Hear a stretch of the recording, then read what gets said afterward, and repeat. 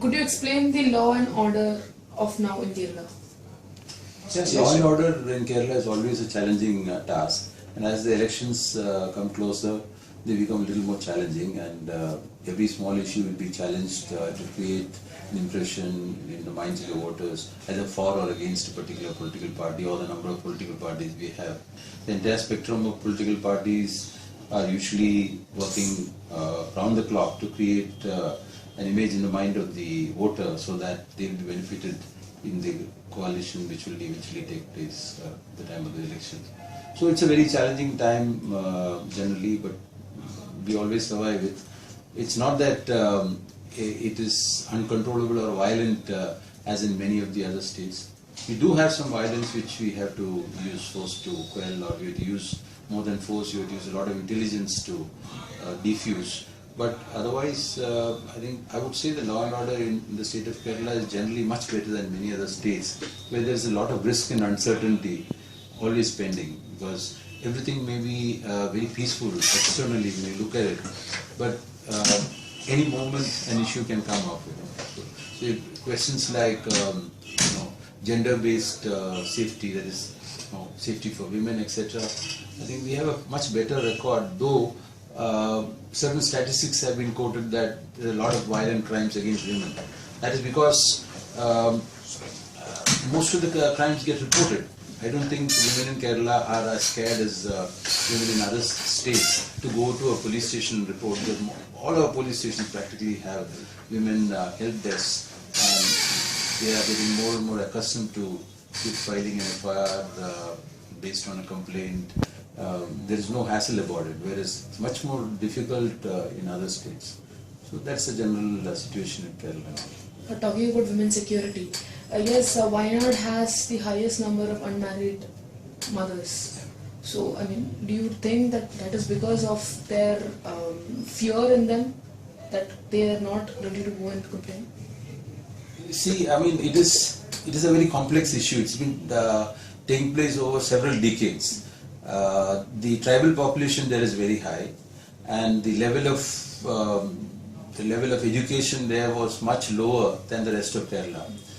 Plus, there was a lot of fertile land which used to be forest earlier, which could be encroached upon or which could be bought from tribals or other landowners at a throwaway price. So, a lot of entrepreneurial activity on the agricultural side took place, and these people often went to these areas without their families because it was far away, where there was no place where their children could be educated. So they used to leave their families back home and go and work out there. And the workforce consisted of both women and men. And there was sexual exploitation also. Yeah, so I mean, how did you tap the conversations of Mrs. Saridana here?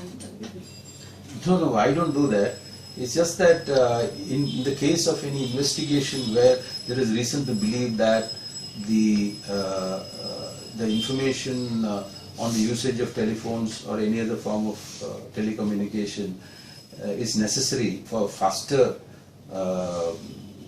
gathering of evidence, or for ensuring that the culprits are brought to book faster, then it is ordered. It's only in very exceptional cases that we order such tapping of telephone conversations. It's done mostly for criminals and people who are plotting against the state in terms of terrorism and so on. You're a creative type of person, and you've handled such assignments in JNPT.